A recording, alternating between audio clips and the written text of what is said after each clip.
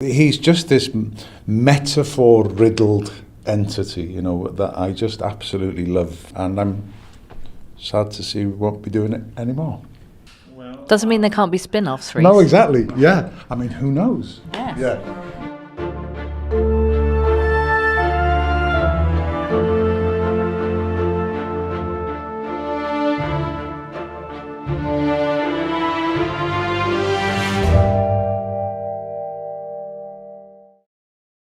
David Crow here with Den of Geek, and I'm here with Kelly Marcel, the writer and director of Venom: The Last Dance, and Rhys Ifans, one of the stars of the movie, and welcome to the Den. Thank you very much. Thank you.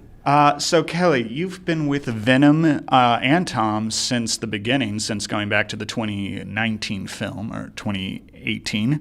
Looking back now, what is the thing that surprises you most about the journey you've been on with this character and with these movies? I think what surprised us most about this movie was how much people loved it. When we were making Venom 1, we really just didn't know. We were kind of like, I think it's this. And so we were really surprised by the reaction to it and the love for Venom. When the first movie came out, people thought they were watching a villain movie, but he's really become the hero, a true hero and icon over these three films. Yeah, really unreliable one, though, who lies all the time and withholds the truth from Eddie, who's also, not the greatest person on earth, although I think they kind of make each other better in a way. After working on the screenplays for the last two movies, it just feel natural, feel right stepping into the director's chair on this one? Yeah, it did. It felt like the right time to step up. I had been on set for both Venom 1 and Venom 2, and you've seen the movie, so there's a lot of mine and Tom's kind of heart and soul in this one. It's very emotional. It is about a friendship, and we have a long friendship, and so I really wanted to see this one through from inception to the end. When did you both come to the conclusion that this was the conclusion for Tom's version of the character? We always knew this was the conclusion. We knew that we were signed up for 3 movies, or that Tom was signed up for 3 movies, and that there would be a 3-movie arc, and that this is where we would leave Venom and Eddie. So we kind of knew all along that we were building to this. But the thing about superhero movies is many people don't ever really want them to end. So was there any pushback or resistance to the idea of, no, we're going to give a definite ending to this story and this version of this character? From the audience, there's definite pushback and resistance. And obviously we're going to miss Venom and Eddie a lot. They mean an enormous amount to us. But this is where it ends. But before it ends, we also meet new characters. And Rhys, what can you Martin is a free spirit in this movie. We can call him a man of the world. But what would you say about him when audiences meet him in the movie? I don't know. I guess he represents a beautiful side of humanity that that Venom hasn't really come into close contact with. You know what I mean? An innocence, a curiosity, and an endless curiosity, and hope and love, and he has them in ample, equal amounts, and it's just interesting to throw a person like that into the mix, and to see what that does and how it kind of, I guess, in some ways illuminates aspects of Eddie and Venom's friendship and love for each other and brotherhood that they may not have taken the time to observe, And he is a father on a road trip with his family, and you all drive through the desert, and there's a real sense of Americana in the movie. And do you think it's important to remind audiences, maybe as much that this is a science fiction story as it is a superhero movie? Yeah, it is, and also I think there's something quite mythic about it too. In the sense of, and dare I say, biblical in a sense, of it being a journey. And certainly, the desert features very heavily in most of the great religions. As a place of kind of solitude and reflection, certainly, and that's what it supplies here in this story too. You know, that's you're looking at a great writer here. You know that. I mean, all these things really play into the real charge of this being a final tale. You know, this being an end of sorts. And it's for me, I think, hungry as fans might be for more, I think there's something really satisfying in bringing a story to a conclusion, to watching someone leave us. You know, it's a great. I think it's an important thing to experience. And on the flip side, and just as profound, did you know how to play Space Oddity on the guitar before? I mean, Oh my God. that was a real highlight. I was like, Rhys. Yeah. So. Yeah, when we met in a hotel in London, kind of months before we shot, and kind of talked about it. And Space Oddity was a dream, wasn't it? You know, of sorts. You know, and then it very quickly came to reality, which was amazing. You know, and then we recorded it. Funnily enough, I think we recorded it in a studio that Bowie himself would have stood and singing. So it was a big, I banked a lot of goose pimples on this film, yeah. And he was so committed. I mean, he learned how to play it. He is singing it. And while we recorded it in a studio, they are singing live on the set. So they're just singing to playback. And because we're shooting with children, you always kind of have to shoot them out first because they have limited amount of hours in the day, which meant that Rhys had to sing and sing and sing while we shot everybody but Rhys to get the kids out. And you must have sung it over 2 days, 30, 40 times. Yeah. And it was really incredible dedication. And I kept being like, Rhys, is your voice okay? He's like, no, let's go. And he sang it again and again and again. Well, I mean, I think it's the testament to a very well-written song. You know, I've sung in other stuff, and very quickly a song on a film set becomes, an earwig. And people end up hating it. But, it's a testament to Bowie that, I mean, for days and weeks after, you'd hear Sparks, lifting heavy boxes going, round control.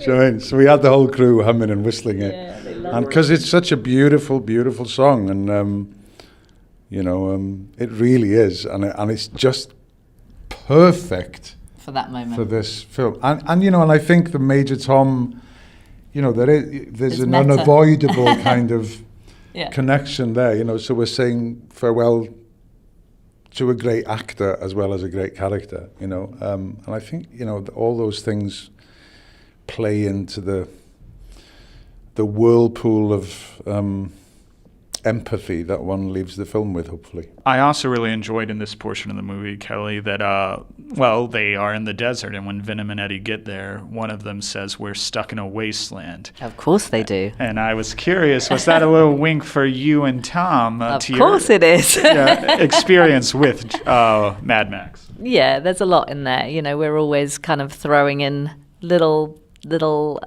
fun Easter eggs throughout the movie, and This Is a Wasteland is definitely a reference to Mad Max. Did your experience of just observing George on that movie and the work you all did in developing Fury Road, did that influence how you approached directing this movie?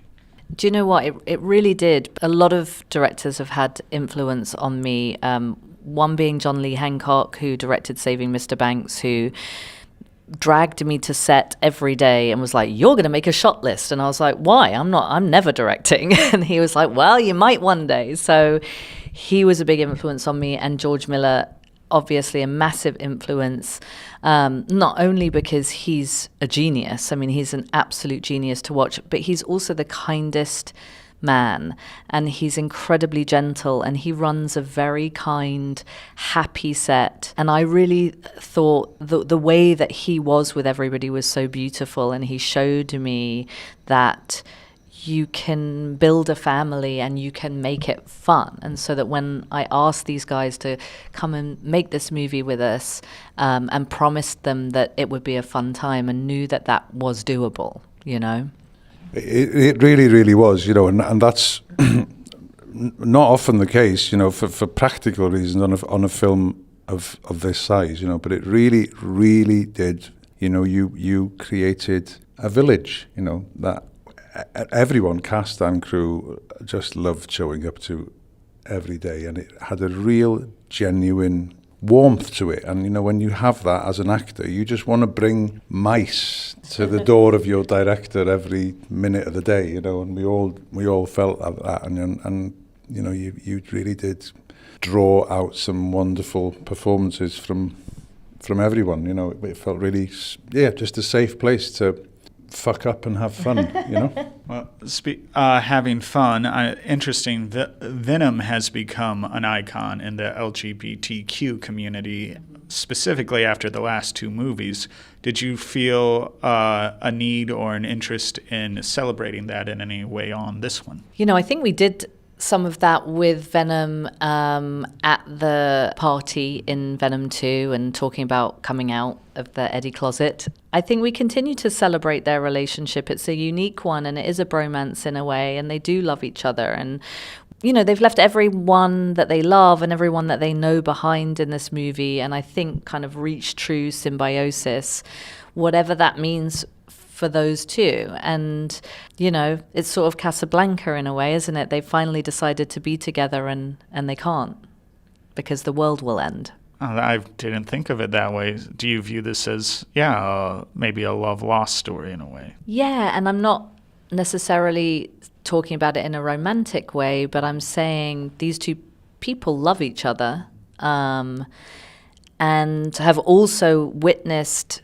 what love is, particularly by looking at this family. You know, there's a moment in the movie where Venom says, "Sometimes I wish we could just have a life like this," you know, as Rhys is telling his family that he loves them. And just the simplicity of that, and the knowing that they can never have it, you know, I think is really emotional. And so, yes, it is a love lost in the end. On a much lighter, and I'll admit sillier note, Rhys, who wins in a fight, Lizard or Venom?